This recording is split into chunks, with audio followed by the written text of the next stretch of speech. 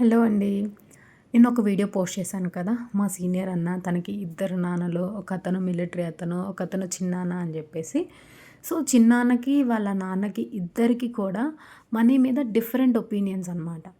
So, అందులో వాళ్ళ చిన్నాన్న ఏం చెప్తాడంటే, డబ్బు లేకపోవడమే పెద్ద సమస్య అని చెప్తాడు.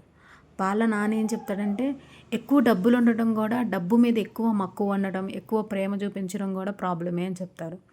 సో, అప్పుడు చెప్పినప్పుడు నాకు ఆ రెండిటి మీనింగ్‌కి అంత క్లారిటీగా తెలీదనమాట. నేను కూడా వాళ్ళ చిన్నాన్నకే సపోర్ట్ చేశాను. తర్వాత ఇప్పుడు మనం గ్రో అయ్యే కొందికి తెలిసింది ఏంటంటే, డబ్బులెక్కువున్నా సమస్యే. అలా అని తక్కువున్నా సమస్యే. ఎక్కువుంటేనేమో అందరి చూపులు మన మీదే ఎప్పుడెప్పుడు మనం పతనం అయిపోతామా అని ఎదురు చూస్తారు. డబ్బులు లేకపోతేనేమో ఎవ్వరు రెస్పెక్ట్ ఇవ్వరు. కనీసం పట్టించుకొని కూడా పట్టించుకోరు. అలా ఉంది. కానీ డబ్బుని సిచ్యువేషన్‌ని బట్టి ఎలా వాడాలి, ఏంటి అనేది నెక్స్ట్ చెప్పబోయే వీడియోస్‌లో ఉంటది.